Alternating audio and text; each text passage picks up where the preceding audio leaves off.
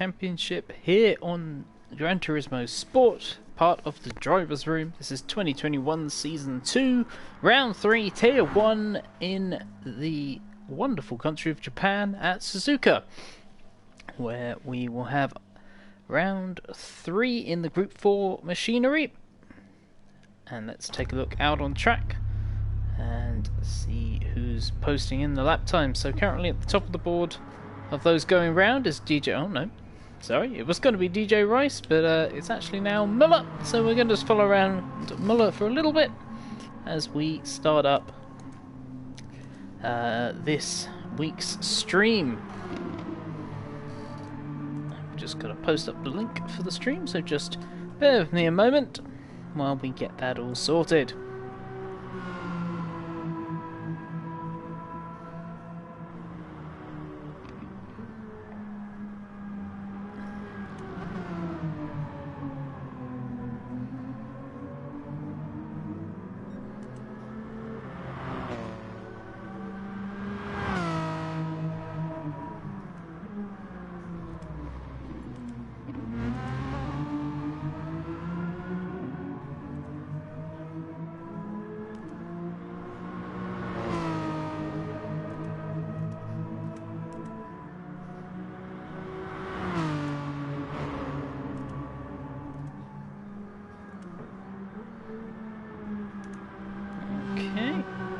Just getting that stream link up now, and then we'll be back with the race.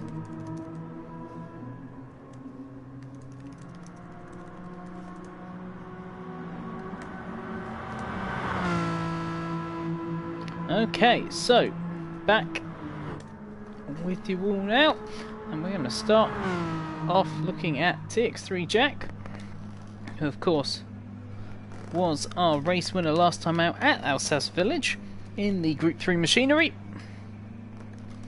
And that was a very dominant victory from Jack, really kind of getting back on top of the championship. He now leads the championship ahead of Buba Lubo, who didn't have a particularly great race, only finishing 4th that time out.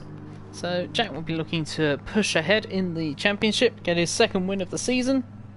Of course, had P3 in the opening round at Tokyo in the Tomahawk.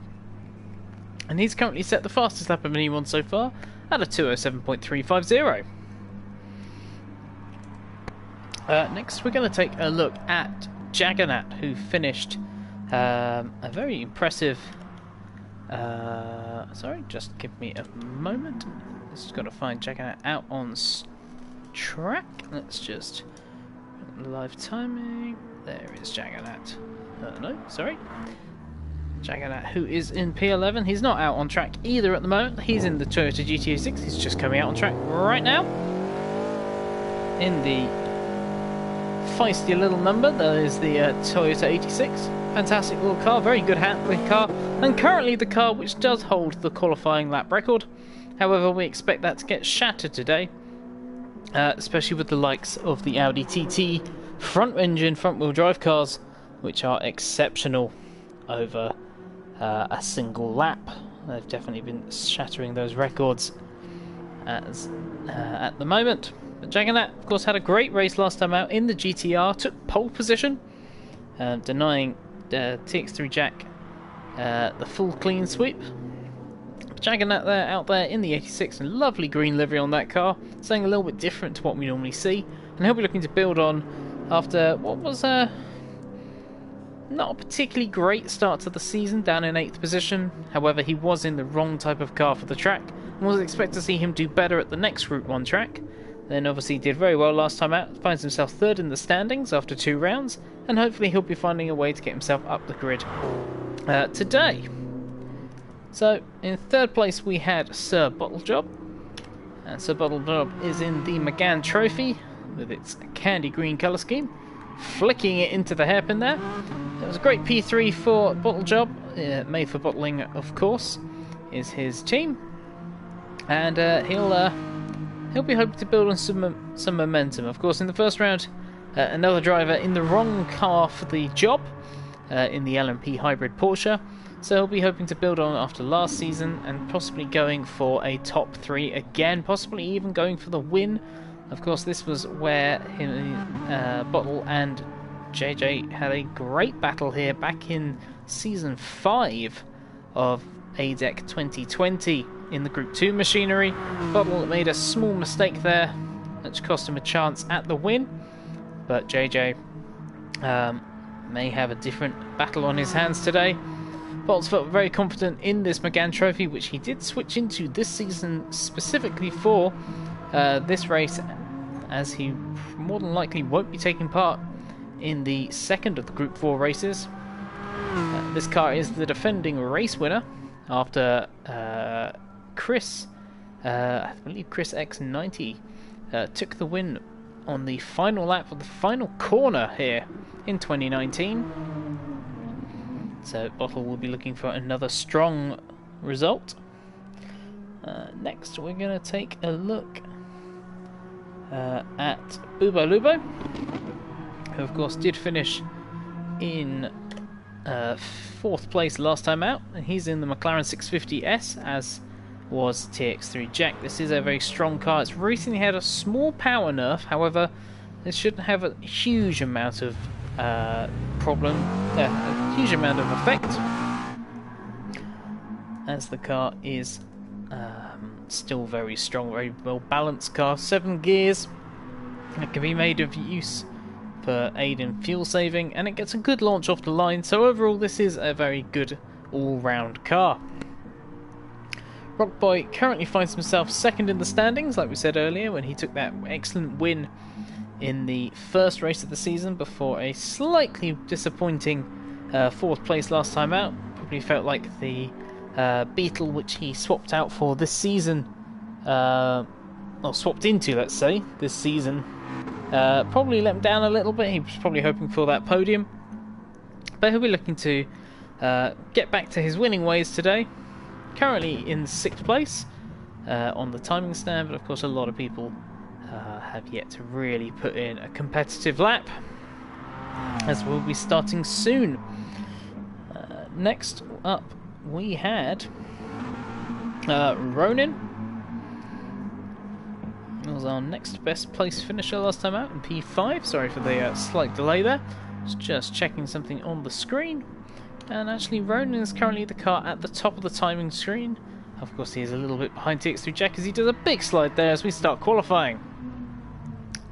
He's in the Audi TT, a very, very strong car over 1 lap, and is very good at qualifying, as we've just got a little bit of a mess with the order. Let's just go on board with Ronin. Just want to make sure that's back to normal. So Ronin there, like we say, good start to the season for him. Of course, not probably quite as far up as he hoped. He got penalised in round 1, which cost him 3 spaces.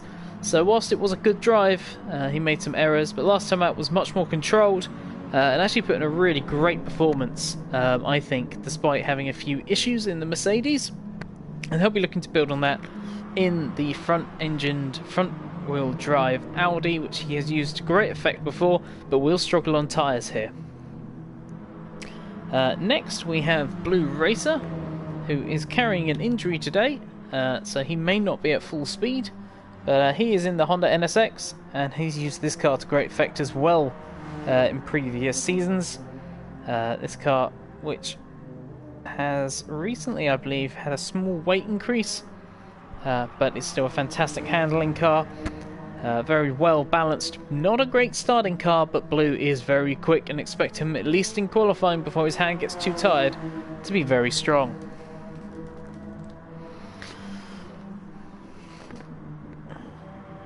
Next we have DJ Rice, who's currently in the 8th position. He's in the Cayman, because he was our pole sitter at the season opener, and he'll be looking to try and improve on what was a 6th place finish last time out.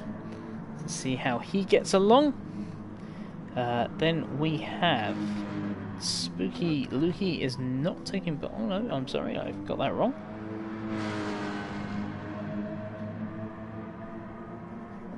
No, it was Berkey Baby, that's who we've missed off the list.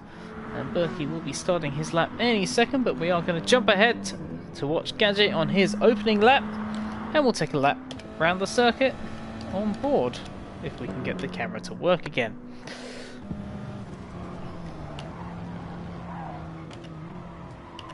There we go. So, going through turn 1, turn 2, very important to scrub off the speed slowly and still get the wide line in. Then into the famous S's, all about rhythm here, hitting those apexes, carrying that speed as you head up towards Dunlop Curve. A little bit wide there for Gadget, that's going to have cost him all the way around this next one, up towards Dunlop Curve. And that is going to have cost him a fair bit of time. This probably won't be a great lap, but he will get a good banker here. As we head up towards the fearsome Degner 1 and Degner 2, cutting a lot of that curb. And then again, cutting a fair bit of Degner 2 as we head up towards the old hairpin. Of course, very tight. Want to get it turned in. He goes for the tight line, not the outside-inside cutback line, as we head towards, head through 200R towards the fearsome spoon curve. Of course, this is a horrible corner. It's okay on the way in.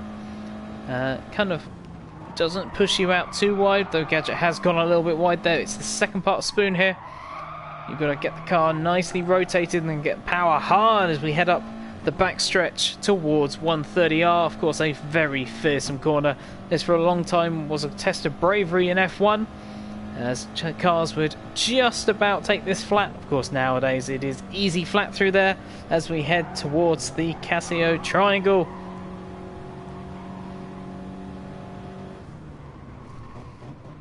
Braking hard now, cutting that first part of the chicane, and again the second. Very easy through there on the powder hard, and let's see, on the powder hard, that's not quite right. The 208.1 is Gadget's first gambit. Bubo just behind, half a second off, and it is Bottle taking the early pace with a 2 minute 7.189, just ahead of Ronin and Jack. All three of those cars having set new qualifying lap records, beating what was previously a 207.4 held by Plux the Duck. So we'll go back off board, but it's a great opening lap there from Bottle Job, using the McGann Trophy's excellent pace to possibly be able to secure his first pole position in Tier 1. So now everyone's got through their opening gambits, we'll expect quite a few people to go back to the pits now, get a fresh set of boots, especially those in the front engine, front wheel drive cars. But Bottle Job is staying out for another run. The trophy is exceptionally good on its tyres, and in qualifying the tyres do last a very long time due to a low tyre multiplier. But he has now backed off because he got traffic and wasn't faster in Sector 2, made a small error, probably just as we started watching him. Let's see who else is on a lap. Jaggernaut is on a lap, and I did say that Jaggernaut was in a good car, the 86, of course, previously the qualifying lap record holder, and he has put in a 207.647. So let's see what he can do. He's a tenth and a half up. Let's see if he can become the new GT86 lap record holder here and beat Plux's old time that was set in the Toyota.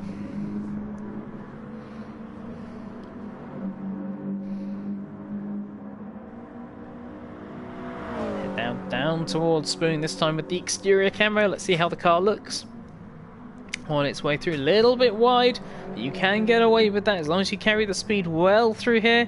Oh, it looks like he just missed that apex curb for the late apex, but it was still pretty tidy as he heads up the backstretch to 130R. This will be a small lift in qualifying, probably a larger lift in the race. See where he is. He's a little bit down, so he's lost a tenth and a half on himself in Sector 3. Touches the curb and destabilizes the car there. He's got to brake late into the Casio Triangle, trying to make the time back up. Cuts over the curb nicely. Now the second part. This is where it all matters. Gets on the power really well out there. Is he going to hold it to the inside line? Yes, he is, trying to cut the track as short as possible. And he does not quite improve. Will he drop back to the pits this time, or will he stay out there? But we're going to go on board with TX3 Jack. Can he improve? He's only a 10th.5 off of pole, and he usually does improve across the course of his after his first gambit. So can he be the first driver into the 206s, or will Ronin, who's just behind, who's got a great marker here of knowing where he can improve?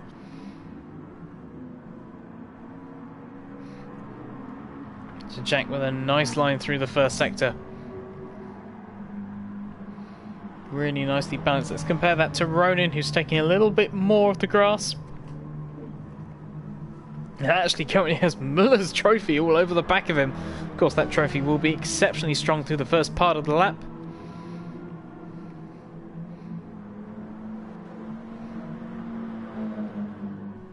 Bottle Job, who's just started another lap as well, so we'll come back to him later on. And there's TX3 Jack. Has he managed to improve? He is. He's 1/10 purple in the after the second sector. Head down into the old hairpin. I keep calling it the old hairpin. It's the only hairpin. Oh, and he's run wide out the corner. That's going to have cost him some time. After being a 10th up. Let's see what Ronin can do. Has he managed to close it in at all? And we'll have a quick look to see if Bottle is up on himself as he slides that car through the middle sector there. And he is a 10th.5 down on himself at the moment. So he's going to have to dig deep as we go into the second half of the lap. Back on board with TX3 Jack. Only 6 minutes of this qualifying session left, so that's about 3 laps at most to get out, so maybe one flyer. He's a 10th.5 back up purple. So this is looking like a flying lap there from Bottle. Ricey has done a 207.421. That's an excellent lap to get himself up into 4th position. What can Jack do? Of course, we saw that little error, but he did manage to gather it all back up.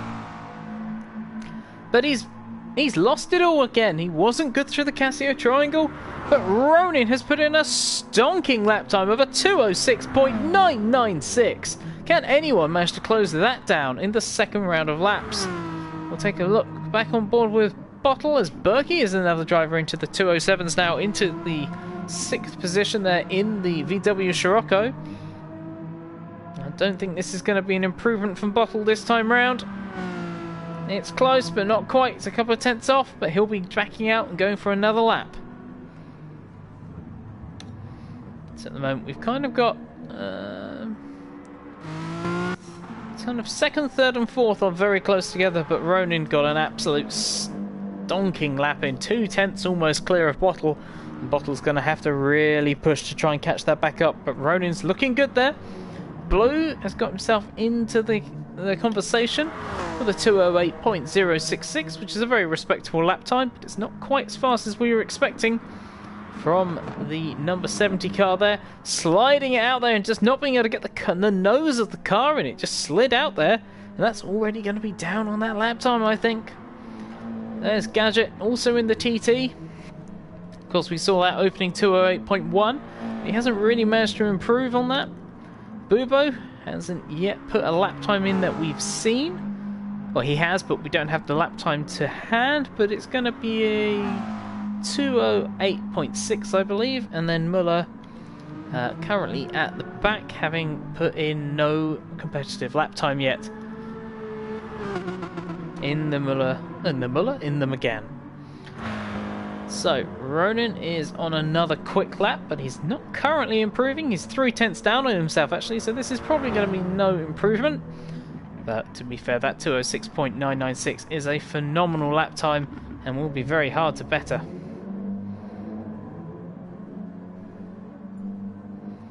Ah, but there is TX3 Jack. He does improve by 2 thousandths, pipping ahead of Bottle Job. So Bottle Job has been moved off the front row. It's important to note that whilst Ronin may have the pole here, he will not be able to probably convert that pole into a first turn lead, because the FF cars are awful on the start. Shawnee there in the Pug. We hadn't talked about this car yet. Shawnee, who has yet to start a race this season, missing the first 2 rounds, back here with the Peugeot. putting a fantastic lap in there to get himself up onto the second row. So now it all comes down to, will Bottlejob be able to improve on his opening gambit? It was a great lap time. Throws it in there in the first corner, slides it a little bit through there. Can he get? Blue Racer has jumped up into the P6 slot ahead of Jaggernaut. But let's go on board with the Bottlejob. Is he going to be able to find a little bit more time? This is where he's going to have to make all his lap time, where the Megane is strongest. The Trophy Megane, of course, mid-engine car. Great on tyres. He's 2/10 purple at the moment, which is what you'd expect with the Megane Trophy. A really good car in that opening sector, but it's all about keeping the speed up now. He's got to make sure he doesn't scrub off too much speed through Degner 1. Throws it in there in 4th gear. Now he gets it down into Degner 2. 3rd gear corner. Oh, he's a little bit late on the power, and he's lost it. Is he going to pull back to the pits now and try and recover and get back round, or is he going to go for another lap on this set of tyres? He's dirtied those tyres, so I would jump back to the pits and go again if he can think he can get another clean slot. Or is he going to try and cool the tyres off and go again? Gadget has improved his lap time now, but still in 9th position. Still a small improvement. Berkey Baby seems to be improving at this time. The number 20 car there. This was Berkey Baby's swatch for this season after not getting on with the Toyota 86, the Donuts for Donuts driver.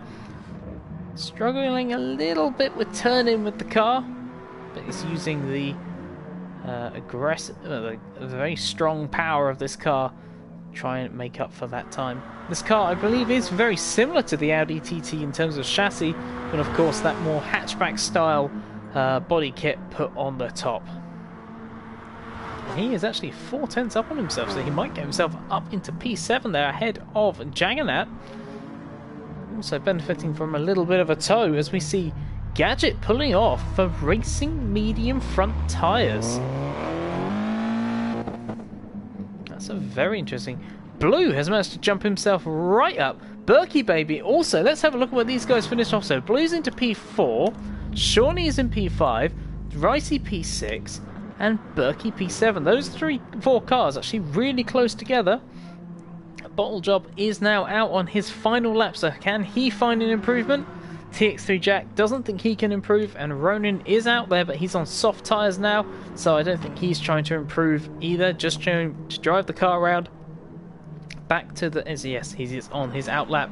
So it all comes down to Bottle. Can he not bottle it and get the pole back that he had at the start of the session? He is up by 2/10 on the rest of the field right now, and he's now down due to the lack of power of that car. He's going to have to dig deep now, try and maximise his corner exits, not scrub the speed off as we come into one of the best sections for his car, the Spoon Curve. But he's got to get there, and that's where the downside of his car is. It doesn't have the grunt to get up past about 130 miles an hour, but he'll be so fast through the Spoon Corner. If he can get into a slipstream of a car in the race, this will really be where he'll be able to improve. Now he's got to go through the backstretch, and it's all going to come down to how brave can he be into the Casio Triangle, using all of the tightening road there. They want to make sure he doesn't dirty those tyres, so he'll come back to the right-hand side of the track for the left-hander. Currently, he is 3/10 up on himself, so that would be enough. If he can make this work, he's got to be really brave into this corner. He's giving it everything as the Casio Triangle. Runs a little bit wide, but he's got to make sure he gets this exit right. Clean on the power. Let's see what he's got. He's going to drag it all the way up across the line. He is ahead of where he was before, but it's not going to be enough, but it does get him back onto P2. So he jumps back ahead of of TX3 Jack, and that gives him the chance for the whole shot into T1, because we know the front-wheel drive Audi TT is not going to be as strong. We'll jump back on board with a few cars to see if anyone's on an outlap, as we see Berkey there is on. So no, that I believe is everybody across the line. Just waiting for a few cars to finish off their lap times. As hello Alex. welcome to the stream. And we are finished for qualifying, so we're just going to make sure we get the screenshot of the pole time, which was of course set by Ronan in the Audi TT. Now of course that car is going to be slow off the line, and can he make the tyres last? That's going to be Bottlejob's ace card here. He's in the best car on tyres, as we see Berkey Baby giving him a little push. TX3 Jack is also going to be pretty good on tyres. He's going for the soft tyres for the start of the race, and the qualifier's now ended, so we're just going to grab that finishing screen, and then we will be ready for the start of the race. So we'll expect a good start from Bottlejob from the dirty inside side car in the red, and will we have a classic here at Suzuka where someone goes down the inside and it happens immediately? On board with Ronan. Bottlejob, TX3 Jack, Blue Racer, Mr. Sean, Ricey. We're just going to jump back to the further because we're about to... The lights are up. There's the whole shot from Bottlejob. The Audi getting a terrible start. Jack is up to P3. Blue Racer in the Honda, which isn't a good starting car. He's up to P3. Ronan has fallen on the field. Ricey had a little look, and we almost did have the classic Ayrton Senna Alan Prost moment from 1990, where I could have exclaimed in Murray Walker's memory, of course, that it had happened immediately, but instead immediately we saw Bottlejob get the whole shot, and he's going to have to make hay while the sun is shining, because that car is not going to be as good. Later on in this lap he's going to have to use up what I believe is one of the only cars on the super soft tyre. Yep, TX3 Jack is on the softs.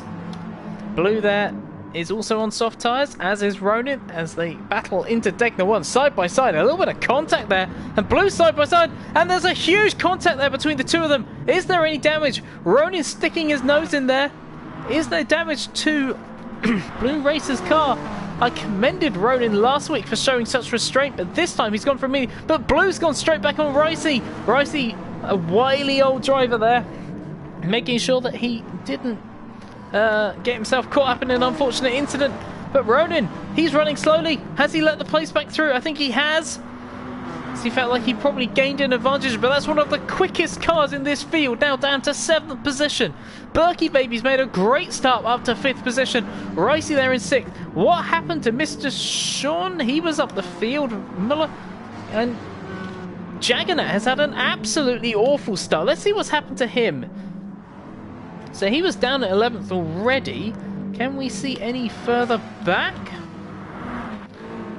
No, he was already at the back of the field, so I'm guessing he just had a terrible start. But we'll now jump back, and Bottlejob is in P1 ahead of TX3 Jack, pulling 1.3 seconds on that opening lap, but he's going to have to run from the McLaren. Of course, Blue got away without any damage on that NSX, and of course we know he is driving injured. Booba Luba in P4. Here comes Berkey Baby. We're going to go on board now. Berkey Baby trying it around the outside. That's an immensely bold move if he can make this work. And up ahead, Blue Racer has fallen off. This is a move that we've seen happen in the Driver's Room Asian Super Saloon series that we had, where Awesome Alex threw it off the road whilst leading. That is immensely unlucky as we're on board with Berkey Baby. What a fantastic maneuver by him. Up the front, we've still got Bottlejob. Blue Racer has left the room, pulled out after only one lap, so must have suffered the terminal damage there on the Honda NSX, and that's really opened up the third podium position. Currently, that's held by Berkey Baby, who pulled off a really ballsy move around the outside to get P3 from Bubo Lubo. Of course, Gadget now up to P6, Ronan in P5, so we've missed more contact happening at the back. Jaggernaut and Gadget up in P6 and P7. We'll see if we can get any sort of view on this.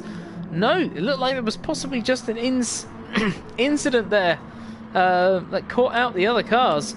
But that has really pulled those guys back up the order. And it's Ricey, I think, who may be the person who's been in trouble here. Ricey in P10, so he's had an absolute shocker. He was up in P6, so I'm guessing he may have had an issue at the Casio Triangle, maybe. We'll see if there's any damage on any of these cars. No, no damage for any of those cars behind Ronin. And Ronin will be steaming up behind Bubo Lubo there. That's one of the quickest cars in the field right now. And then Berkey Baby already 4 seconds off the back. And actually, I've missed a change for the lead. Let's see if we can get that up on screen. I think we've had the exact same thing happen as what happened last time we came here. TX3 Jack getting lucky. Bottle Job making a mistake on the second lap. We'll see if we can see what sector that occurred at. It was in sector 3. I wonder if Sir Bottle Job ran wide and caught himself out. But now he's going to have to do all that hard work again on the super soft tyres. Of course, his car is good on tyres, but he's going to have to get his head back down. But this is an absolute gift there for TX3 Jack. He didn't have the quickest car in qualifying. Can he manage to pull himself back up the grid? But these two having their old rivalry once again here at Suzuka. Berkey Baby now in the Scirocco, looking fairly good in third place, pulling away from Bubo Lubo, using excellent straight line speed. Bubo just ahead of Ronin. Ronin we expect to be fairly quick, but he will damage those tyres quickly. Bubo Lubo was exceptional on his tyres when we were at the Nürburgring last time we drove these cars. So expect him to try and go long on those tyres, possibly do the one-stop strategy. But he is on super soft tyres, so it will be interesting. But it'll be very interesting to see what happened there between Bottle. We'll have to ask after the race if Bottle does stay on that podium position. Gadget there in P6. Shorty. Jaggernaut. Muller still hanging in there in P9. And Ricey just off the back of them in P10. Porsche is one of those cars excellent through the corners, but really held back by its gear ratios. Can never quite get the acceleration that you'd think a car of its type would be able to have, and so never quite gets out the corners as well as it should, but it is a well-balanced car. At the front, TX3 Jack is pulling away, doing a 208.4 right now, and has managed to gap Sir Bottle Job. We'll just take a look at what the difference in lap time was. It was about a 3/10 gap, and just small pulling away in sector 1 and sector 4, and a little bit in sector 2. There is Bottle Job. Can he find a way to pull back in that gap? He's got to make sure he doesn't use up those tyres. If he can do that 2-stop and make it work, maybe TX3 Jack is on a 1-stop, we'll have to see. But at the moment it is looking very good for TX3 Jack. Meanwhile, back in P5 we have Ronin, still on the back of Bubo, not able to really make an indent yet. But he does have an excellent car in a straight line, so we'll see how this works. But of course he's got to be careful on his tyres.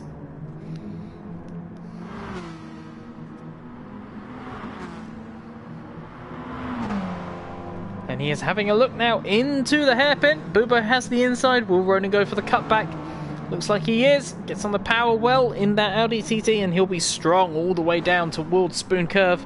Bubo's going to have to position his car well, but Ronin's got a great run here. Will he pop out on the left-hand side of Bubo Lubo? Yes, he does. Will Bubo cover it, or is he... No, it looks like he's got away with that. Oh, but Bubo's run wide, given up the position to Ronin. That is a real shame. I have a feeling that's probably a similar incident to what happened to poor old Bottle Job, who managed to throw away another P1 and a potential win in Tier 1. But there's a long way to go yet. TX3 Jack just stretching that gap out to another 4/10.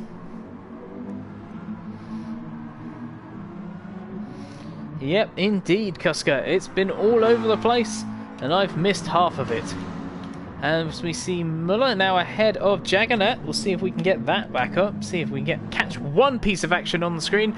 No, we can't. Muller was already ahead. It's really hard to know where all these cars are going to be fast because of the difference in all the chassis here. We've got Muller in the fast Renault. That's good in the corners, but terrible in a straight line. While we've also got the Pug of Mr. Sean just ahead. Now here's a really crucial thing. Muller CJ has picked up a 1 second penalty, which means he can't now attack until he's burnt that penalty off, just as we get to his best part of the track. So that must be frustrating for Muller there. He has to burn that second off, but he's got Jaggernaut all over the back of him just after he's made that move on Jaggernaut, and now he can't attack Sean ahead, though they're all closing in on Gadget, who is burning through those front tyres. I said that might happen. We saw that last season as well with Gadget. He never really has gelled with this car. It's fast, but he doesn't like it. He's never been a fan. And as we see, actually, Jaggernaut has now picked up a penalty as well. I think Ricey might pick up one in the background, running very wide. So that's another penalty there for Jaggernaut, just ahead of Muller. So now Jaggernaut can't attack. If I was Jaggernaut, I'd use this as an opportunity to just slowly try and burn that penalty off, especially when you consider he's outside of the slipstream range. So let these two attack each other. Muller can't overtake, so he's going to now have to switch into a different fuel mode or something to try and make it stick. Meanwhile, towards the front, just an interesting thing to note that Ronin hasn't really made too much of an indent into Berkey Baby, who's really managing those super soft tyres really well on that Scirocco up in P3. He is starting to lose that pace, and the gap to Bottle Job is starting to open up as we go on board with Bottle, who's keeping with that narrower line, even though it's no longer qualifying. I wonder if he'll, over time, open that out to take a little bit less out of his tyres and build up a little bit more speed. Meanwhile, out front, looking ominously fast as always, is TX3 Jack. 4/10 slower on that lap. So he is starting to feel the effects of tyre wear, but is looking very fast.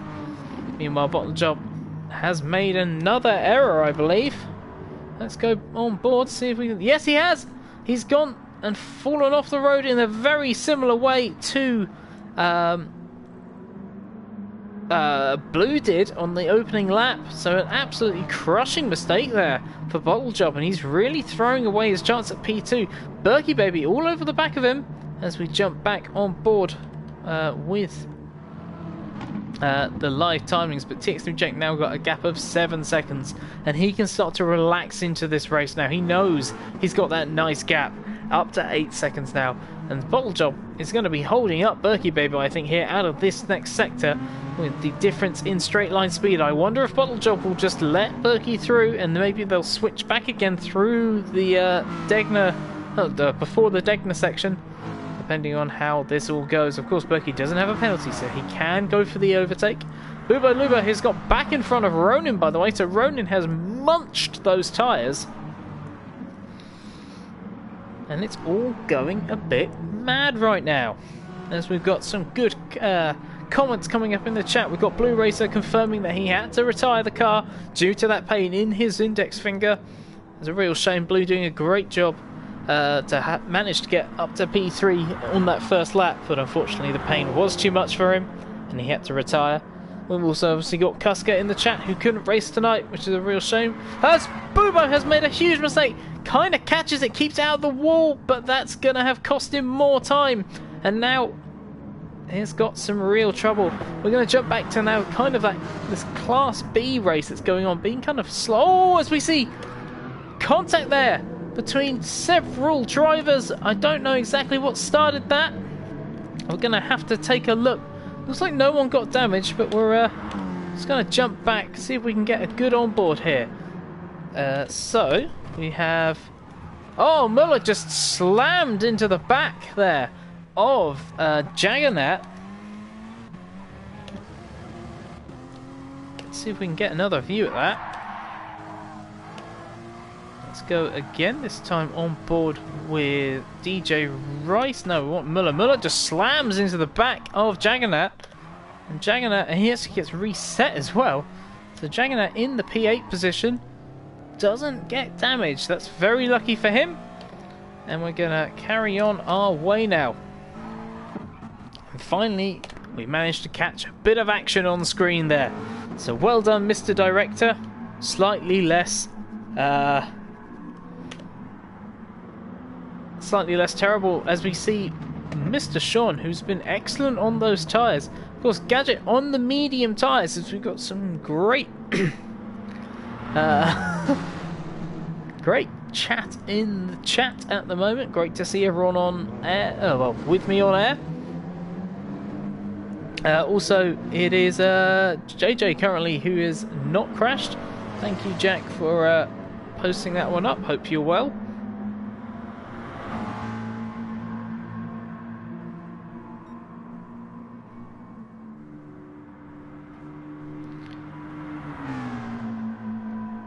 And that is TX3 Jack out in front.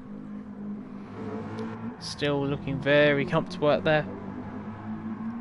Thanks, Alex. And it's great to have you. So Jack out front currently.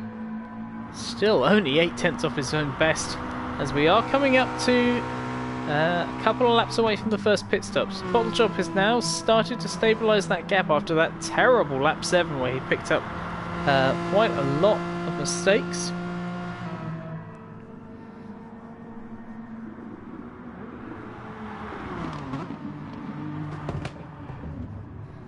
Good to know, Jack. Yep, I'm very well, thank you. And it's been a great race to commentate so far. Berkey there up in P3 with Bubo 5 seconds behind. So that means we've had a pit stop there for DJ Rice in P9 and Ronan in P10. So these guys are doing the 3-stop strategy, which is mathematically a little bit slower than the 2-stop, but does mean you can go hard on those tyres, and in those front-wheel drive cars, that's exactly what they're going to need to do. So Ronan, 38 seconds off the lead now. He's going to have to push hard to get back into that challenging battle, possibly going for that podium position.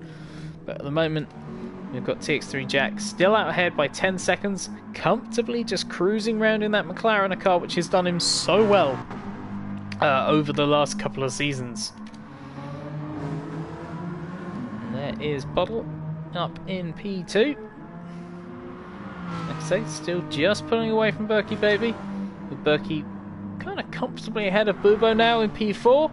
We'll have a look at the difference in the lap times. Bubo is starting to close back in, but we would expect that. The McLaren will be slightly kinder on its tyres. Gadget still holding up that massive battle for P5 to P8. Yeah, as Muller makes a mistake. Let's take a look back at that. What happened there? Muller just looked like he just ran a little bit wide. Looks like he did. He just lapsed for concentration and dipped a wheel into the sand there. That is unfortunate for him, because that's going to put him straight back into contention there from Ronan. So we'll see how fast Ronan can blast past on those fresh tyres.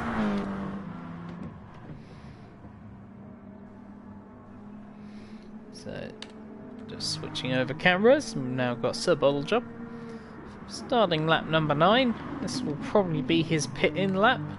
We'll see what TX3 Jack does as well. He may go for the overcut. Of course, he's got an 11-second gap, so he can go for such a sort of strategy and not have to worry too much, as he's not feeling too much pressure right now.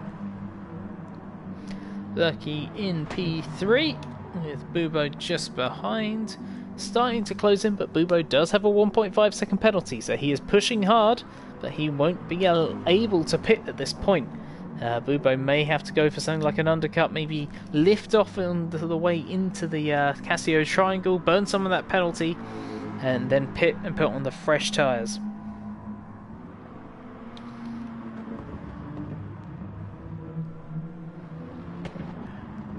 Going back on board with Berkey, whose tyres are absolutely shredded, so we'll expect to see Berkey in this time, but he has got a... Oh, as Gadget and Shawnee and Juggernaut having an absolute ding-dong battle here. We're going to go on board with these guys, even though it's not the front battle at the moment. As you can see, Ronin has already caught up to the back of Muller, so we expect him to come flooding through at some point. Juggernaut there really showing what the problem with the 86 can be, which is it's a great car on its own, but when it gets stuck in traffic, it can be absolutely awful. It just has no pace out the corners. Doesn't have the top end to get past these slow front engine cars through the corners because they can just outstrip it in a straight. And Juggernaut probably is a little bit quicker than these guys right now. Yeah, he's gonna have a much better balance at this point in the race. As we see, TX3 Jack does pit this lap. He's on 58% fuel, so that's a reasonably decent opening fuel gambit. 42% fuel used up, so he'll be taking about 40% in the race. Sir Bottlejob has used a little bit more, and Berkey has used a little bit less, so reasonably close between them all. As Bubo also goes in, he's managed to get 3/10 of that penalty off, but of course Berkey will be a fair bit quicker on the second stint. TX3 Jack has come out, and he has come out comfortably ahead of this battle with Gadget leading. Let's go on board and see what happens on pit exit. Will any of these guys get caught out? Bottlejob has got stuck in behind now, so that is absolutely crucifying it for his race. That is terrible luck for Bottlejob. Those couple of mistakes probably cost him the chance to get away scot-free from this battle. These guys are going for... well, I'm guessing they've got to be in this time because those tyres are shot. Ronin's already up the back of Mr. Shawnee, and you can actually see Ronin has jumped Bottlejob. Even though Ronin had a much slower... and pitted much earlier and will be pitting again, he has managed to jump Bottlejob. Probably made around 5-6 seconds of time up, which is very impressive indeed. And now Ronin has managed to find his way through, and he is now looking at a way past Gadget. He's going to go for the over-under move.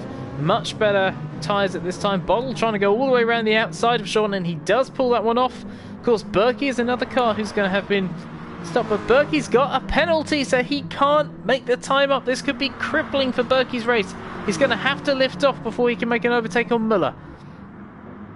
As you see him do it now into Spoon, he's going to try and set him up on the exit. He's going to have to do it again. Try and get more of that penalty down. But Ronin's made a mistake. Ronin's made a mistake. Let's see back. We were busy watching Berkey burning penalty and not watching Ronin. Ronin tagged the inside of Gadget. Gadget's gone off wide. That's allowed Bottlejob back up. Ronin's gone really wide, so he has made sure he's let the position back, which is going to stop him getting any further penalty. Meanwhile, my replay skills are terrible. Once again, bad direction there. Berkey's still in 7th position. Had to probably lift off, I think, because he probably would have got the run. And Ronin's made a mistake. What's happened here? Gadget and Ronin have come together again. So we're going to come back and see exactly what happened there. Ronin... I think Ronin's just going to miss the braking point here. He does. He clips him. And that is a real error there from Ronin. Let's just take another look. What happened there? Yep, he just fired it down the inside, got his braking point all wrong. And that is going to be another silly little error. That's actually made a huge difference in the overall positions. Bottlejob is 15 seconds behind TX3 Jack because he got caught up in traffic. Shawnee is in P3 currently, not having pitted. Ronin is in P4 again. Not really sure how that's really happened. He seems to have bounced all the way up and down the up the order right now, but he's found himself in 4th. Berkey Baby is P5, having burnt off his penalty, so he can now try and attack Ronin, who of course is going to be on slightly worn tyres. Muller is in P6, and he can be protected from Bubo, who's got a 9/10 of a second penalty. And then we have Ricey in P8. Juggernaut a long way down in P9, but he did pit on lap 9. And Gadget, who's just pitted, having taken some fuel, I think, probably, to have had that long a pit stop, at the back right now. Jack serenely carrying on. He is looking likely to get himself another fastest lap. Looking very fast indeed right now.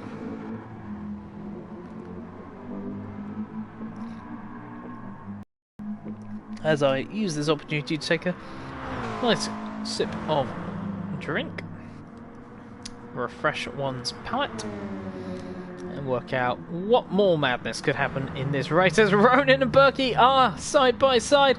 Ronan's giving the big squeeze into the Gasio triangle and cutting an awful lot of the track there. I wonder if Ronan will pick up a penalty for that. But Berkey getting the better run. Mr. Sean into the pits this time, so this is the battle for P3. We saw Berkey use this move earlier around the outside. Can he do it again on the faster Audi TT in a straight line than what he overtook before of the McLaren of Bubo Lubo? They're side by side going into T1. Can Berkey make it stick? Oh, he tries it again. No, he can't do it. He's going to tuck in behind if he tries to protect his tyres all the way up the hill, but he's got a great run off the corner. It's very interesting to look at the difference in the body shields between these two cars, despite them having very similar chassis, I believe. Berkey in that hatchback looks more like a touring car, whilst Ronan in the much more world touring, like the kind of sporty looking Audi TT. And Berkey having a look up the inside. Oh, he's having a real look. Can he set it up into Spoon Corner or get a cheeky dive into the hairpin? He's having a look now. Oh no, he's not going to have the overlap unless he goes for the over-under. Ronan covers that off. Berkey goes for the wide line around the outside. This is great driving between these two. Berkey really showing some guts and fire. He really can sniff of that podium. Remember, of course, Ronan is on the 3-stop strategy. He will be coming in a couple of less times. Berkey getting it down the inside on the way into Spoon. He'll be on the outside for Spoon Corner, but he's got the better tyres. Ronan brakes late, drives him deep. This is fantastic driving between these two cars. Ronan currently has a little bit more fuel on board, it's worth noting. So in the battle of these two when it comes to the pit stops, that is worth knowing. The tyres on Berkey's car are a lot fresher. Berkey trying to use a side draft there to get alongside through 130R. This is not a corner you can go side by side through. Berkey having to lift off. Gets back on the power well. Can he find a way around Ronan? Ronan who's doing a great job. Berkey again just behind him. And Ronan just managing to fight him off. We will cut to another battle or some more action later. Berkey this time trying to dive it down the inside, trying to get that inside line as we see TX3 Jack did set that fastest lap last time around. Here he goes again, Ronan holding that inside. Looks like he got the better run this time. Berkey maybe using a little bit of fuel saving this time. Of course, Ronan is quick. Oh, Ronan moves out, then moves back across. He is allowed to take the line how he wants. There wasn't an overlap. But Berkey may have just been trying to seize a little bit of a chance there. As we are scything through the laps up to lap 13 now, almost halfway through this race. Berkey still trying to find a way around the oh, and there's contact there. That is a lot. Oh, that is absolutely crippling. We're going to take a look back there. That looked like just a clumsy move there by Ronan. Go on board with him there. It just looks like he wasn't really taking into account Berkey's position. Berkey did have an overlap onto the way into the corner. That is probably gonna be protested, as that has thrown Berkey all the way down the order. What an absolute shame. Berkey, who was on for a really good chance at a podium there, and that's him down to 8th position. Ronan just not giving the space to Berkey. Remembering, of course, that wasn't the... you can't force another car off track if there's any sort of overlap. That was clarified in the race articles. You don't have to give up, but you can't force them off the circuit. So that will be very interesting. That's a big time loss there for Berkey after such a determined battle through the field. Bubo now in the 4th position, and he's looking pretty feisty right now on fairly fresh tyres. Ricey is in P5, if I can hit the right button. P5 there for Ricey, who's on quite worn tyres, but good amount of fuel. Muller in P6 being harried by Jagannat, who looks like he's got slightly better tyres, and of course Berkey, who's been the quickest of these guys so far, and will be moving probably through this lot if he's still got enough tyres left, as Muller is going into the pits now. He'll be coming off those soft tyres, still 40% fuel, as we're just before half distance of this race. Back out at the front, TX3 Jack extending that lead out to 17.9 seconds, 18 seconds at this point. Bottle Job just coming up towards Dunlop turn. And it was a fantastic battle up until that point. You are right, Jack. That's Flapjack, not TX3 Jack, if anyone is confused. Too many Jacks. As Bottle Job in the P2. Probably fairly safe in that P2. But he'll be a little bit annoyed and frustrated that he's not been able to stay with Jack out front. Ronin, who you can really hear how much he's backing out the throttle now. Not able to kind of push that car at all at this point, and he's gonna be pitting this time. Bubo Lubo really closing him. He's half the gap in about a lap, and Ricey's staying with him. So this whole big field is still coming. Berkey's managed to find a way past Jagannat, and actually that really shows you how much the Scirocco is such a strong car when it's on its own. We saw the Toyota really struggle in traffic, and the moment it's pushed away from the traffic it should be fast, but the Scirocco is very good around here on the power and has just managed to find its way past the 86, which doesn't really have that grunt, and it doesn't have the tyres at this time to be able to push forward. So will Berkey be able to make that time back which he lost out in the kiddie litter? He lost 9 seconds last lap. That's a huge amount of time to have to make up. We'll see what happens. See if that goes to the stewards at all. Will the stewards room be busy?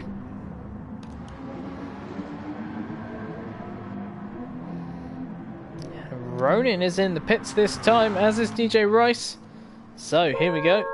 Ronin will fall back behind Berkey. Those two may have further battles yet to come. DJ Rice also into the pits. Those two cars having almost identical levels of fuel, showing that all these cars are fairly similar on their level of efficiency. Muller, who is a long way off the back at this time, 30 seconds, well that's going to cut down actually once Ricey has come up, 10 seconds off the back of DJ Rice on a slightly obscure strategy at this time. Gadget up to P8 now, but is having to run the racing medium tyres to make them last long enough, and that really shows you just the troubles that he's having in that Audi TT, just not being able to make the tyres last and not having enough pace when he does have the tyres, because he's running the less agreeable tyre, let's say. Ricey already all over the back of him. This is going to be no time at all before he sends it down the inside, I'm sure, probably on the way into the old hairpin. Of course, Ricey, one of our stewards. Oh, a little bit of contact there from the two drivers there. That was obviously no intention there. Just the difference in speed off that corner between the two cars on two different types of tyre at this point in the race.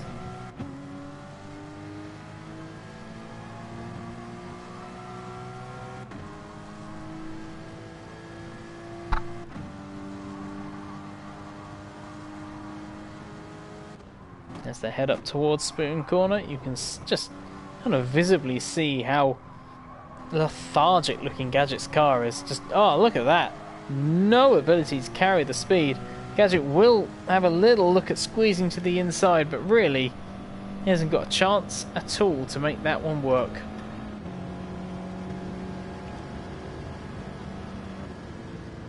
And Ricey will sail off now into the distance in his Porsche Cayman. Checking that in P4, back ahead of Berkey. So has Berkey made another small error? We'll have to take a look at the lap times to know. And Berkey's gone off. Berkey's off into the tarmac. Well, not into the tarmac, into the runoff area, which is made of tarmac. Great job of making a fool of oneself there. He was a couple of seconds slower that lap, so I think those tyres are starting to fall off the cliff, and that's a real shame for Berkey.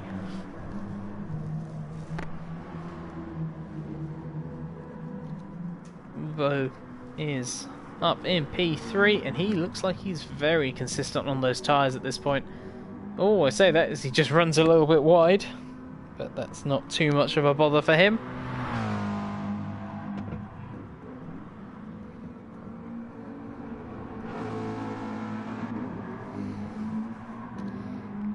Checking it in the P4, in the Toyota 86. Already 42 seconds behind TX3 Jack. TX3 Jack, we'll go on board with, is absolutely flying at this point.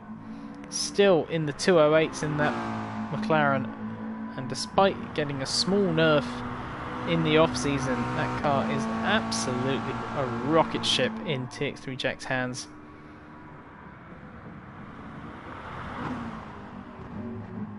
Just so comfortably into that corner. Doesn't look like he's having to fight the car at all on the soft tyre, which doesn't always have the best peak grip, but it is very good when it comes to kind of drivability. Slightly less understeery feeling tyre. Car feels a little, possibly you could say a little more nervous, but is very good. Overall, it's got a good balance. It's just compared to the supers, which I always feel like the rear is absolutely planted to the road at this sort of pace. Yep, I agree, Kuska. It is definitely going to be an interesting one for the steward's room.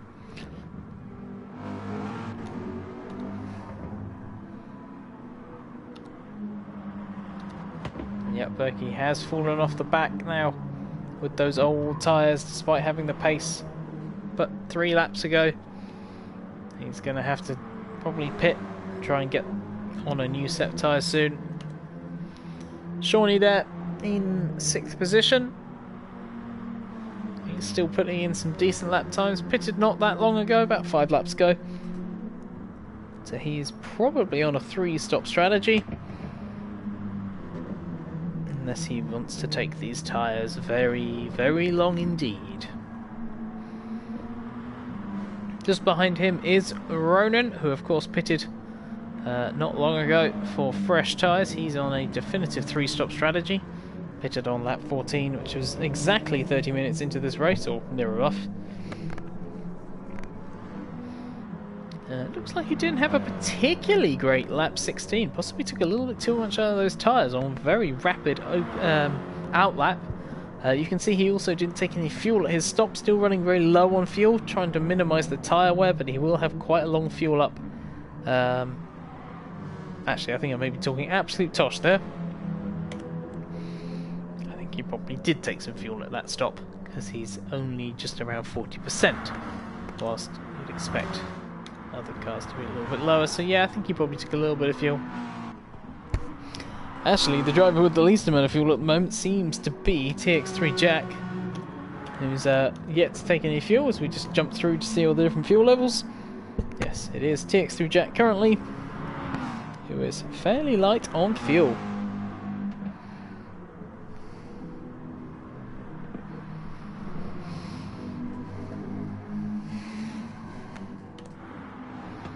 Head back through the field. Berkey baby still holding off Mr. Sean, with Ronan coming up fast behind.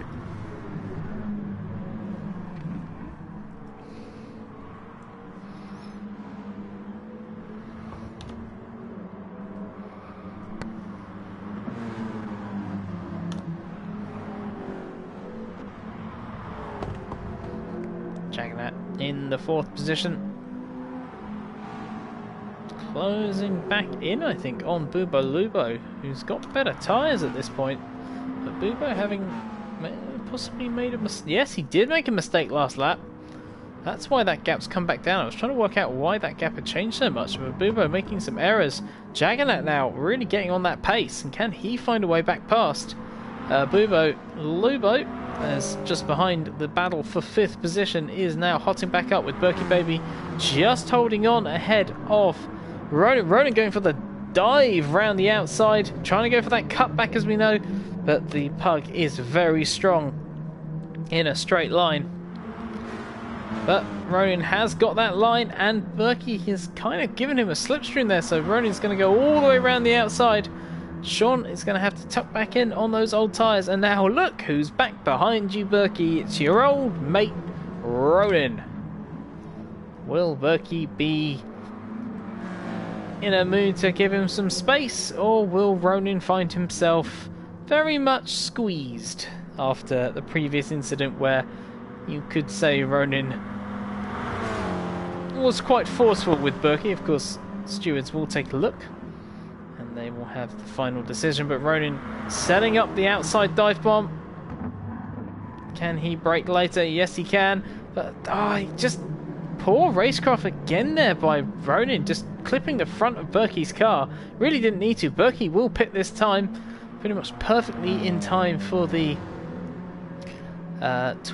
two-stop strategy at the end of lap 18. He's got about 25% fuel, so he'll need to take a little bit of fuel at this stop. Now, also saw Bubo Lubo come in. Let's see if he takes fuel. He should do. Yep, a little bit of fuel for him. A little bit of fuel for Berkey, who now drops nominally to the back of the grid due to pitting and tyres. That is the crazy nature of ADEC at this time, with the longer pit stop times. And Gadget's still on those medium tyres now with his ex-teammate behind him. And Rockboy's just probably going to drive all the way around the outside of him, if I'm honest.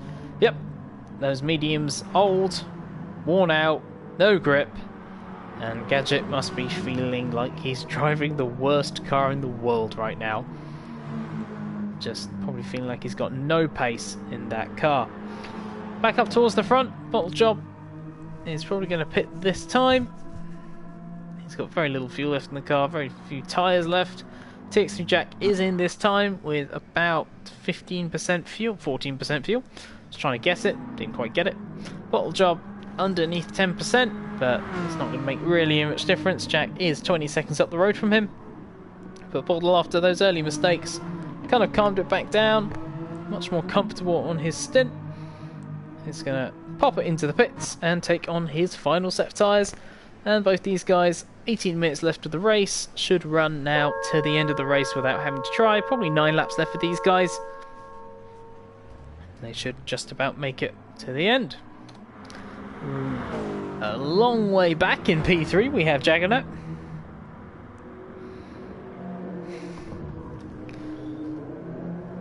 In the number 92 car, and he too will be pitting this time with absolutely destroyed front tyres, and it is Ronan now up to a nominal P2. Will Bottle Job manage to make it out in front of him? It's going to be tight, but Ronan's going to have that, and that is probably not really what Bottle Job wanted to see, as a old set of tyres used not very gently by Ronan on his Audi. But you can see already the difference in the tyre grip. Bottle Job all over the back of Ronan already, and he's gonna have to be careful, be patient. Ronan, of course, having already pushed one driver off there, and he almost does it again. Almost exactly the same move. Ronan just hasn't had the kind of spatial awareness to make sure he doesn't close someone off who has an overlap into that corner. It's the second time he's done that. And Bottle almost fell foul of the same maneuver that did in Berkey, but this time the fresher tyres driving it down. Of course, the Audi's going to have the power. Ronan just squeezing him up against that curb. Ronan really needs to kind of not have his elbows quite so far out at this time. He's right on the limit of acceptable driving right now. I'm surprised he isn't getting a flash there from Bottle Job for saying, "Oi, what are you doing? Squeezing me off like that." course, Ronan will be pitting one more time. But will find a way through before that time, as Ronan probably will pit at the end of the next lap. He doesn't want to get held up for a whole nother lap. He's up the inside though. Shawnee in P4, he'll need to pit again. Ricey down in P5, or up in P5 currently, but he will probably pit again. Same lap as Ronan. Lubo, having just pitted, probably now comfortably going to have a P3, but it will come down to will Ronan come out behind him, or just in front, or within striking distance. Ronan does bail this time actually, so a little bit ahead of where I thought he would, with around 8 laps left. And I agree, Alex, I do think Gadget may be rethinking those mediums after what we've just seen. Shawnee's also in. He's got plenty of fuel left in that car, so that will be a quick stop for him as we hear Ricey go through in the Cayman. Lubo there, and Berkey baby up to P5 in the Scirocco, with Jangana not far behind, and his old mate Ronan comes out ahead of him, and that's really interesting. Would Berkey have managed to stay out ahead of him if it wasn't for that earlier collision?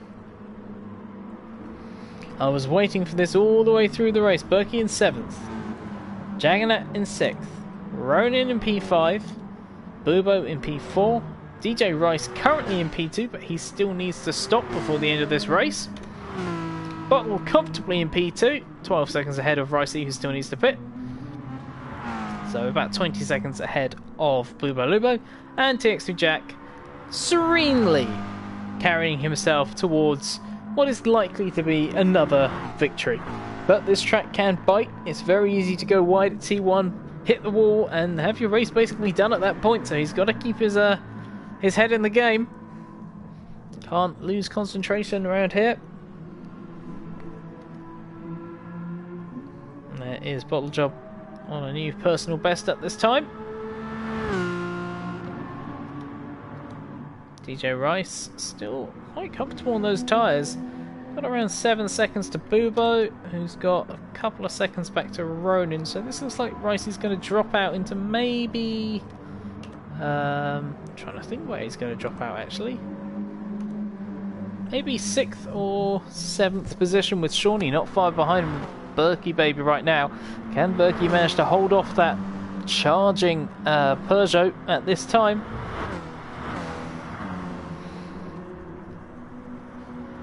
Shawnee, who is very good on his tyre life usually. So, as expected, Ricey is coming in. He'll need to take on around 15 litres of petrol. Other forms of propellant are available. And he'll drop down the order. Gadget still coming through, and he has actually gone for a new, fresh set of super soft tyres.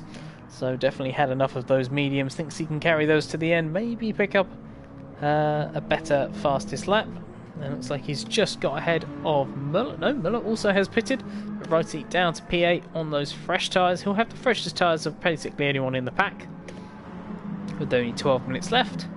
Shawnee in P7, with Berkey just up ahead, gaps just under a second, so a little bit of dirty air, not a huge amount in these cars, they don't develop a huge amount of downforce. But he'll definitely feel the slipstream as they go up towards Degner 1 through the Dunlop curve. And this is where having those fresh tyres is really going to feel great. They've got through the twisty section, now through the high speed stuff. He can chuck it in there and really trust that the car's going to turn. And Berkey has run wide, that's going to cost him about 3 or 4 tenths, and that's going to put Mr. Sean right back on his tail. Jagannat in P5 on fairly fresh tyres. He can't do much about Ronan. Ronan, who's still in with a chance here of P3. Really charging now. He's on the fresh tyres. Lubo having had not a particularly quick couple of laps now, and really puts himself in trouble here of losing out to Ronan. Ronan, of course, who will charge very quickly up behind, but will those tyres last after the... after any battle that does occur here? two guys out front a long way ahead now. Bottle comfortably in P2 and TX3 Jack even further ahead as Lubo makes a mistake through 130R, pushed it too hard, and that is Ronin through. And I think that's probably got it for Ronin now. Bubo really needed Ronin to kind of get stuck behind him for a bit and wait for him to kill his tyres, but that's probably Ronin comfortably into P3 now. And I'm sure there's going to be one guy in a white and purple car who's going to be very frustrated, because without the 9-10 second issue that occurred for him, it could very well have been Berkey on the podium spot at this time. We actually will just have a little look at what the gap between those two is, and it is about 6 seconds. Well, that's very interesting indeed. It's a very tight race at this point. Of course, Ronin would be on the better tyres, but definitely I think you could expect a Berkey to be in that P3 spot right now if it wasn't for the damage for the incident into the gravel.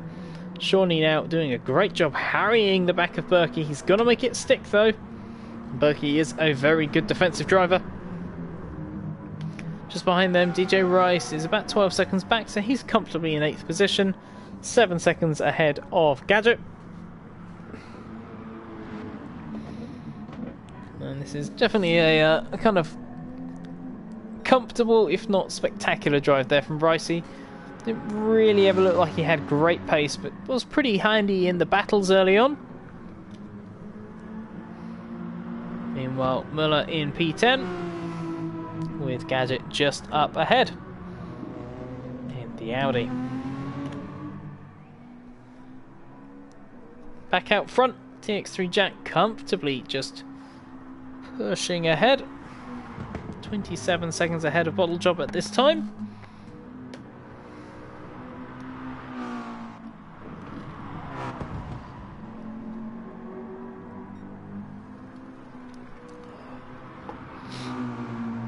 Got around 4.5 laps remaining, and got about 4.5 laps worth of time remaining.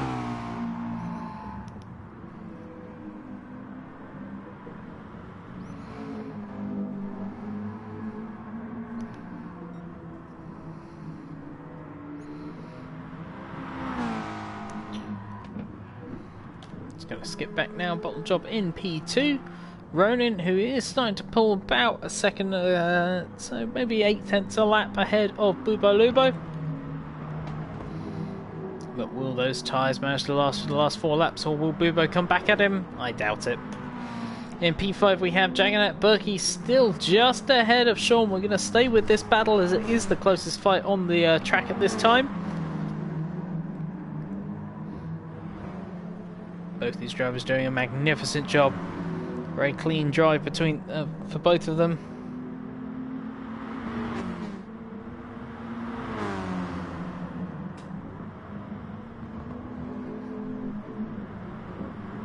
Berkey having a slightly better handling car but on worse tyres.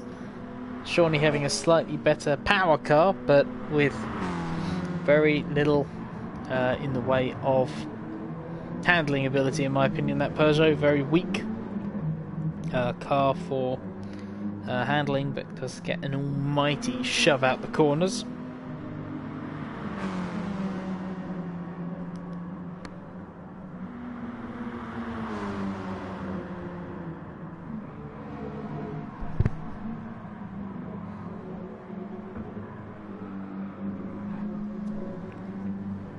Oh, and Berkey has come off the track. Sorry, I just looked away at that precise moment. We'll have to take a look at what happened there.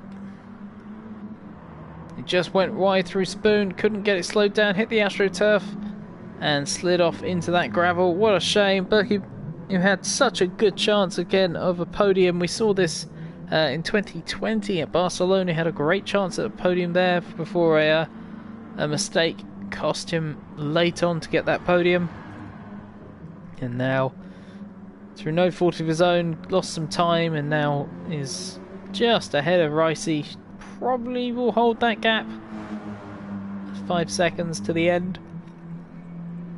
But I'm sure he was hoping for a bit more than P7 at this time in the race. Jaggernaut, who's had that was a very shonky looking line through there,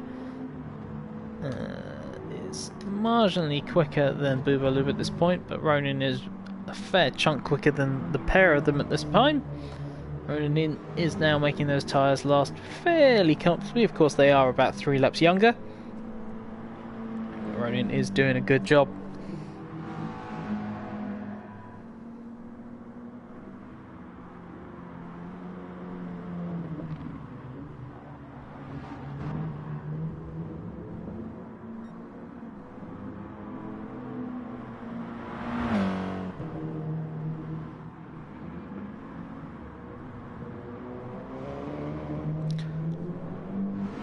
Very good recovery drive from Ronin back to P3. Of course, our pole sitter today, but that car was never going to do great off the line. He got caught up in some silly incidents and some incidents of his own making. Bottle Job had the early lead, but he never really had that pace required to stay with TX3 Jack. The gap has seemed to have stabilised a bit at this time. Actually, maybe not. Kind of varying between the two of them. Looked like Jack had a mistake on lap 24. Gadget looked like, not Gadget, sorry, Bottle Job looked like he had a similar sort of lap time last time, so that gap is fairly stable at this point.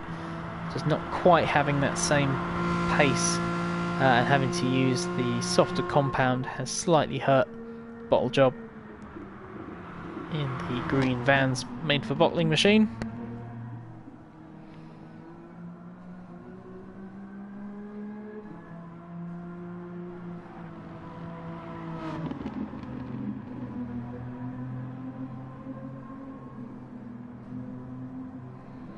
But with 4 minutes left of this stream, of this race, talking utter poppycock right now, I do apologise to all.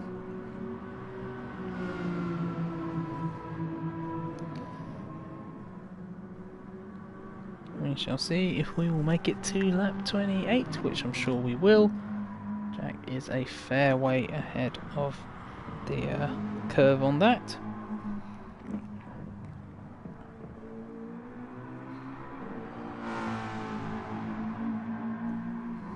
Comfortably in 208 still. Really impressive consistency and pace from TX3 Jack all the way through this race.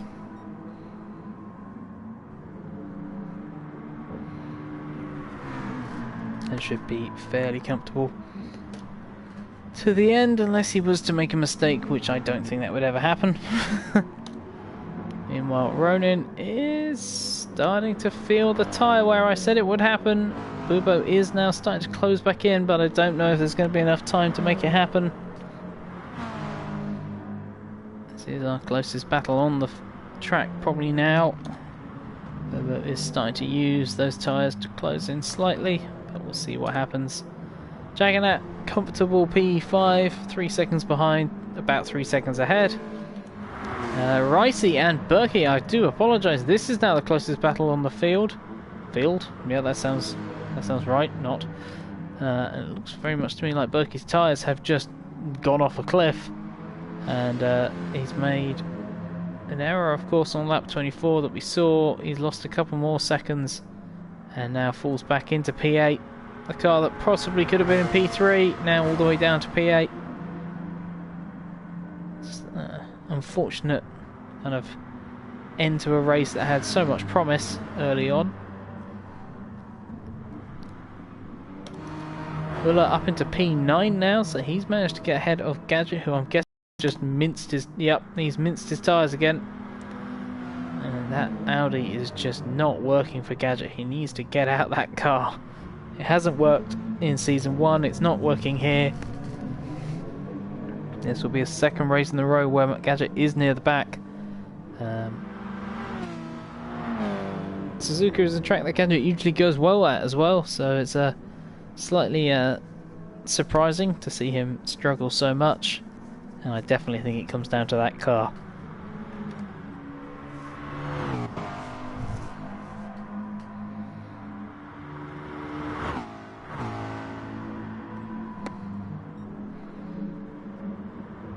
TX3 Jack coming around to what will be the last lap of the race. Oh, just gets that stopped, clips that curb nicely. Like he was going in way too hot. He's got that all under control. You'd have to take some miracle now for anything to go... Well, let's say miracle, some disaster for him for anything to go wrong. Most likely to happen here at T1. He's probably just going to take it nice and gently through. Not have any chance of any mares happening. And just comfortably make his way through to P1. 30 seconds ahead of Bottle Job at this time. Bottle, who is starting the lap now.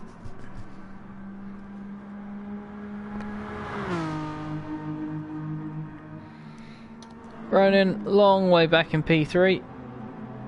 Only just ahead of Bubo, but Bubo is starting to drop off again, so it's just the one lap, I think. Jaganat and Shawnee still fairly close to the back.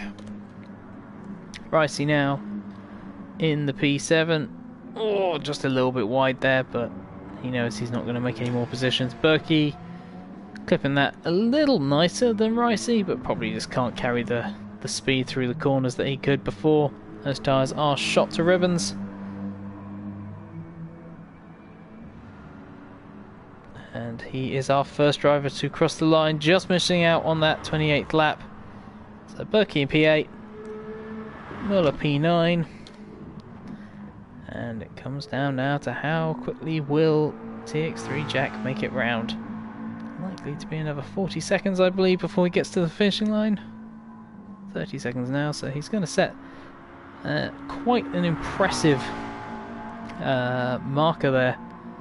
To see if anyone can manage to beat in the lower tiers. I doubt that's possible. He's driven an absolutely impeccable race. Got the fastest lap. Couldn't quite take pole. Started from P3. But I think he won't really care, because he's got himself another race victory. And really starting to push himself towards a second title. TX3 Jack is your winner.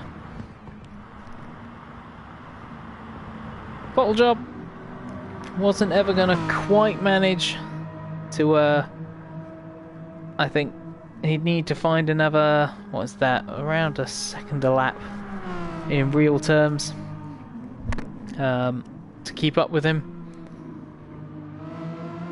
I did miss a bit, Cusco, I do apologise for that. There was so much going on at the start, and there was incidents happening all over the place. But although should be happy with P2, and you see the little wiggle across the line. Ronan, strong battle to P3. Some questionable racing incidents though, and he may get hauled to the steward's office again. Bubo Lubo, P4. Couldn't quite do enough to hold off for P3. Jaganat in P5, backing up a strong P2 last time to get his championship back on track. Shawnee in P6. And Ricey will take P7 home in the Porsche.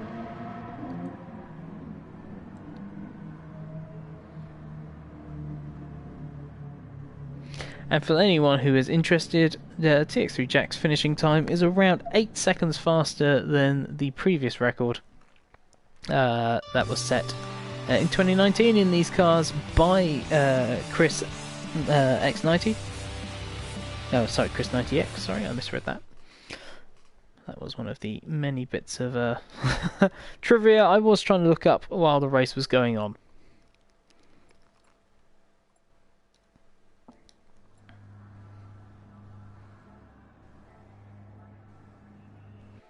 So we've got all the race results there. And we will see if anyone wants some race interviews, which will be, of course, Bottle, Jack and Ronin, if they are up for that.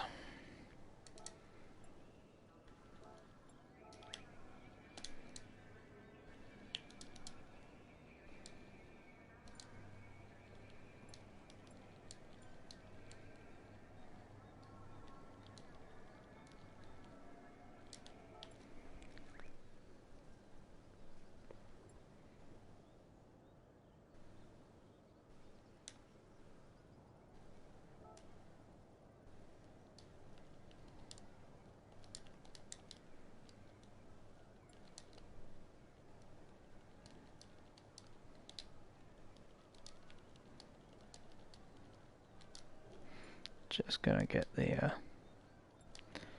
lobby ready.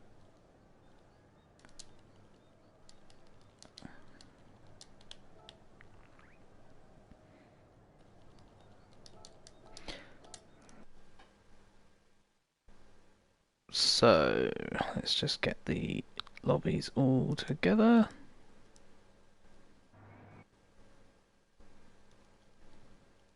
Let's just check that is all running. Just bear with us just a second. All.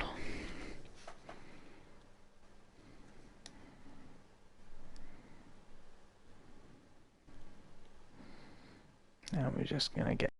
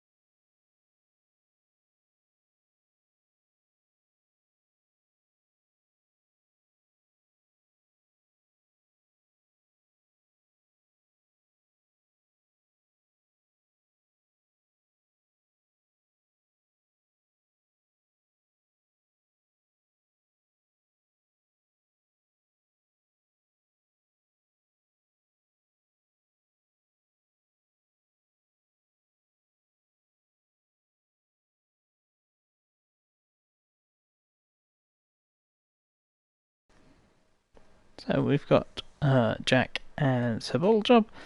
Don't currently have access to Ronin, so we're just gonna try and get hold of him. Just bear with us, please, everyone viewing.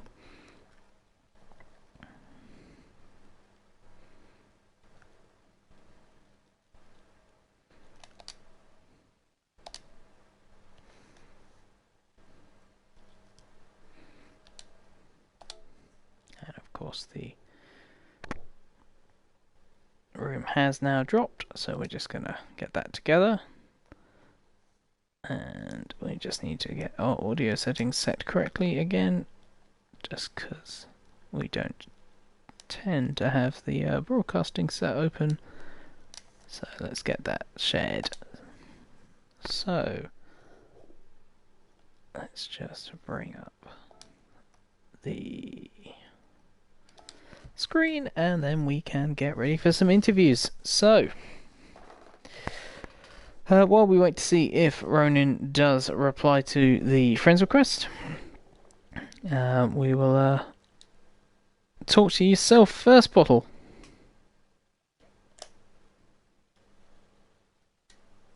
Let's just... Oh, Ronin has replied, so let's just grab him into the party as well.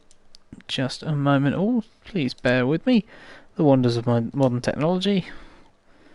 And also the newest party system, which is always interesting. 2 seconds. There we go. Okay. So yeah, I'll start with Bottle. Just yourself, Bottle. Just because don't know if Ronin will be available, but we will get your qualifying. That was an excellent first lap that you put in. And how did you feel after you got that first banker lap in? Did you think you could hold on for pole position, or did you expect Ronin to close you in? No. I knew for certain that Ronin would probably be in the train in the Turo Sixes. Just I knew he'd been in the Turo Sixes. Thought I could maybe on a perfect lap push just a Turo 6, but that didn't end up working out. No, that's fair enough. You did improve late to get yourself back on that front row, and of course that gave you the perfect opportunity with the slow starting Audi TT to manage to get yourself into the first position. You got a nice gap to Jack in the first lap. It was around 1.4 seconds. Unfortunately, we cut to the midfield and we didn't see what happened to you on lap 2. So could you fill us in with that? Try to go faster to get or just keep the gap to Jack, and ended up drifting a bit wide out of the first part of Spoon, and then was dragged off by the curbs through the second part. Yeah. Didn't end up getting on the gravel. I was able to get it back cleanly. Like no gravelly tyres, but still lost enough time for Jack to overtake. Yeah, no, it's... by quite a bit. Yeah. By that time, I believe it was Berkey who was behind you. Were you expecting expecting the Scirocco to come blasting past, or were you feeling fairly confident that you'd survive until the next twisty section and could get the gap back out? I think it was quite touch and go because I also had Berkey over the radio, so we were kind of communicating and working out if that was going to happen, if he was going to overtake or not, which he would have done if he had the time. But I was able to be still in front by 130R, and then sequentially by turn 1. So nothing really to happen there. At that that makes point. sense. It was interesting to see. Obviously, most of the top guys, the top performing drivers today, went for the 2-stop strategy, but we did see a couple of 3-stops. Was the 2-stop always your plan, or did you think maybe a 3-stop could work for you? No. With the McGann Trophy, it was always going to be a 2-stop. Like, the 3-stop was out of action because there wasn't much time drop off on those first 7 laps for the 3-stop, and then alternatively, the 14 laps of the 1-stop was madness. It lost. I think it was about over the entire hour. I think it was about 15 to 20 seconds faster to go for the 2-stop than the 1-stop, and I didn't even test the 3-stop because I knew it'd be a waste of time for me. Fair enough. That seems like a fairly reasonable set of reasons to go for the 2-stop. I guess after a while the race kind of settled down and you found yourself very much kind of in a space all on your own. Was it just a case of kind of knowing that JJ had got away from you and it was just about kind of consolidating that P2, which of course you didn't quite get the opportunity to manage last time out at Alsace, but this is putting together a very strong kind of middle part of the season for yourself. I believe this will put you up into P2 in the standings. Possibly, maybe you would be just behind Bubo actually, but it will still be rocket you up the standings ahead of Jagannath and Spooky, and of course that opening race you're likely to be dropping thanks to the fact that car wasn't ever going to be strong at Tokyo. No, I think that back to this race as a whole, I think it was quite like Alsace in a way because even after spins, I was looking at the timing board, and I think even without spins, Jack was probably about half a second to a second every lap, so I wouldn't have been able to contest anyway. He would have got up to me and then passed, I think. And then with the advantage of the McLaren in the straight line, it would have pulled around the straights, and then I wouldn't have been able to overtake for the corners. So I think that I've seen it. I'm still quite happy with P2. So I had some stuff happen behind, which I'm thankful to not be part of. Yes, definitely. It did look like there was a bit of a ding dong happening behind, and hopefully I can ask one of our main players in of that. Ronan some questions shortly about what happened in his race, which looked very eventful. But congratulations, Bottle, on the P2. I'm sure you're very pleased with that, and like I say, it does definitely help your kind of championship run for possibly a P2 in the championship. I'm sure Brands Hatch next week you're looking forward to in the Group 2s. And then, of course, we've got another Group 2 race not long after that. Yeah, so the week after is Sardinia A back in these Group 4s, then Lago Maggiore in the Group 2s. I believe it's that one. Yeah, yep, yeah, it is indeed. Then Santa Croix in the Group 1s, which should be good for me. And then the finale with Montano Chicane in the Group 3s. Which will be interesting in the Jag. Should be strong there, but definitely looks like a good set of races to finish off the season for you. So hopefully we'll see some strong results for yourself. And yes, thank you very much for your time, and congratulations again. Enjoy your P2. Yep. Thank you very much, and goodbye. Okay, so Ronan, do we have you there? Hello. Congratulations on P3 and we'll start off with qualifying. What a fantastic pole position lap for yourself. It definitely looked like you kind of hooked it all up. That first lap, it looked fast, but it looked scruffy. Um, yeah, it didn't look like you kind of got in that zone, but it was a good banker lap, and it got you definitely in the top half of the field, which is what you were going to need in that car. Uh,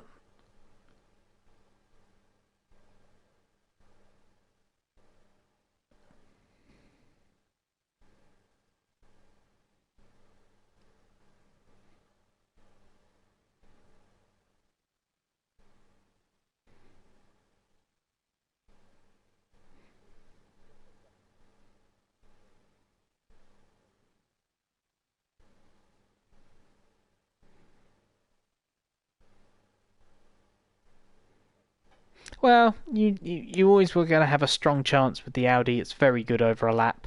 But the flip side to that was, of course, it starts like a truck.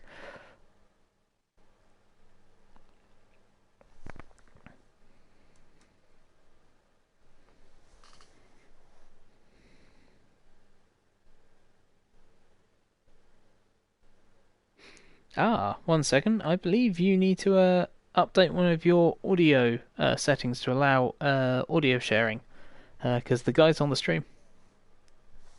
Let's have a look.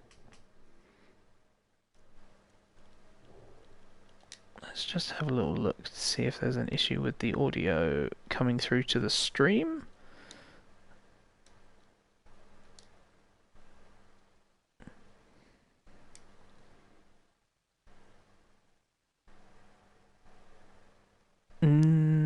Let's have a look. Let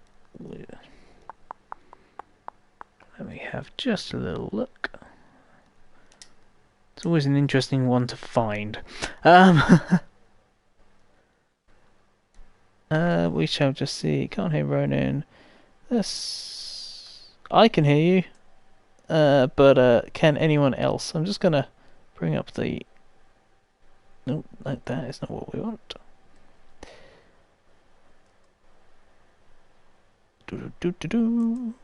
Nor do I, off the top of my head. Let's just see if we can.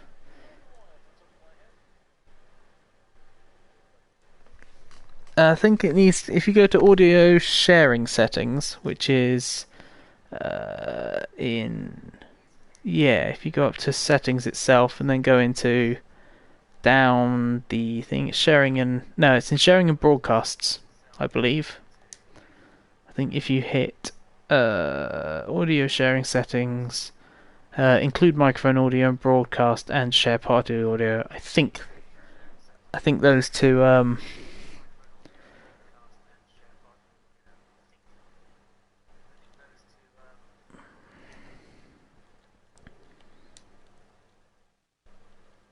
No, I think it's in the main menu if you go into settings.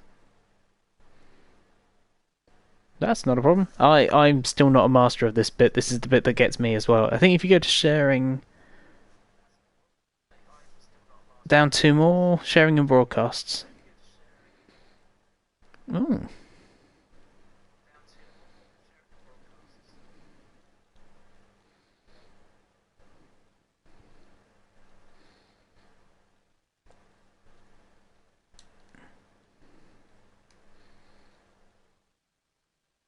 that's all right.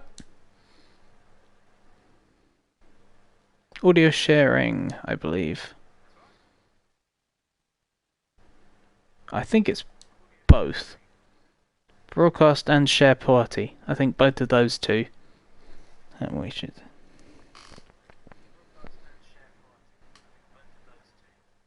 Have you got share party audio? That needs to be on, I believe.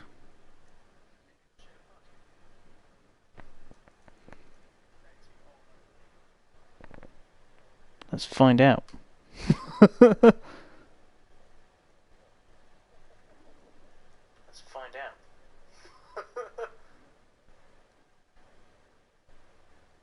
No, we've still got absolutely nothing. Unfortunately, that seems to have had a moment, and I'm not really sure what's going on there. So, all I've got now is myself playing at me, which is not always what I want to hear.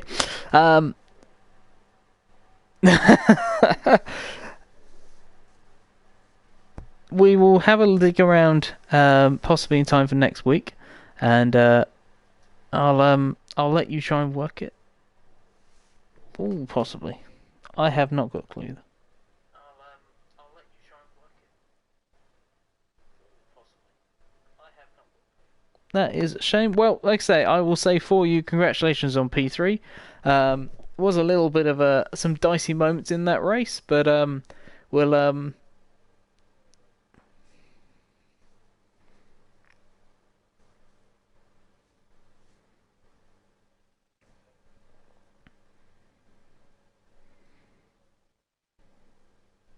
No, that's fair enough. So, for those who can't hear on the stream, we were just talking about the incident that occurred with Blue, but we'll see what happens, see if anything does get raised to the stewards. But like I say, congratulations on P3, and hopefully next time we can get the audio to work a little bit better. We'll go through the settings another time and see if we can work it out.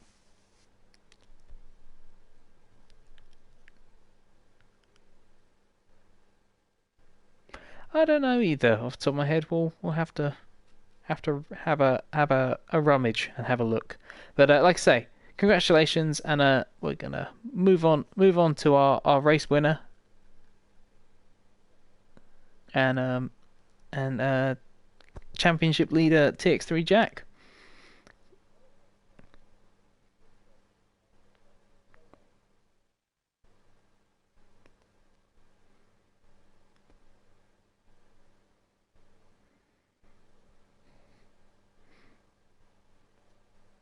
That's right. Thank you very much, Ronan. And yeah, indeed, man. Congratulations again. So, like I say, TX3 Jack, congratulations on another win. Snubbed for pole position once again, but got that fastest lap and probably felt fairly uncontested all race.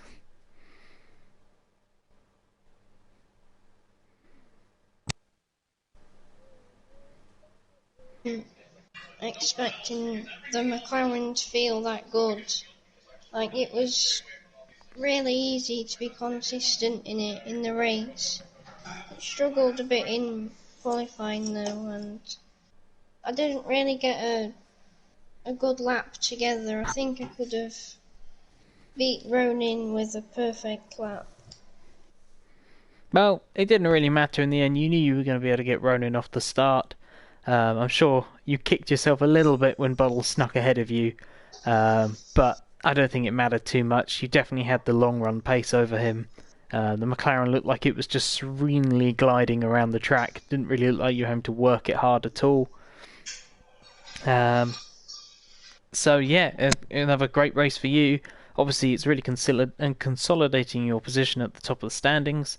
Especially with Ronin and Blue obviously not being able to complete the race, and Cusker not being there, who are all people who were probably going into this season looked like they could be tier 1 challengers. You seem to be just being the most consistent right now. How are you feeling about the rest of the season so far? Do you feel like you're in a really good place right now for the championship win, or do you think maybe the next few races aren't going to favour you so much? Well, I know the Saint Croix one won't be good. Was a Tomahawk won't be good there at all. I might miss that race, depending on how the rest of the season goes. And Brands Hatch, whenever I race there, I normally bin it. So I think everyone's binned it at some point at Brands Hatch. I remember binning it in the Drek Christmas practice races before the first ever season of the Drek, when it was Drek. I binned it there. I think everyone's binned it at Brands Hatch at some point. It's one of those tracks where when it's working, it feels pretty good. But the moment you go off, it's so easy to just keep throwing it at the wall.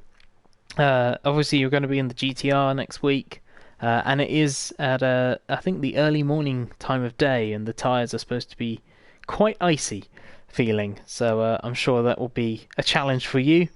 But of course, you're in a good position in the championship. Are you going to be pushing for that win, or do you think you'll accept maybe not pushing so hard and maybe go for something like P2 and not have to push yourself so hard? Well, I'll always be pushing for the win, no matter where I am in the championship. But yeah, Brands Hatch, expecting to be about third. But yeah, I'll always be aiming to win, no matter what. Well, that's always a good thing to go for. Always set your ambitions high and try and execute the best that you can do. Anyway, I'm going to let you go. Congratulations on your win again, and we'll see how you do next week if I am available for the old stream. Thanks. No problem. See you. See you later, buddy. So, thank you very much all for watching the stream. That was another cracking race in Season 2 of ADEC up in Tier 1, the top flight of the Acelith Design Endurance Championship. And just to plug that sponsor one last time, Acelith Design, of course, make all the rims and wheel add-ons that you can put for Logitech, for Thrustmaster and Fanatec wheels. And as part of ADEC, you can get an exclusive discount with them. So check us out. If you want to get involved with the series, contact Gadget or myself. And thank you very much for watching. Catch you again soon.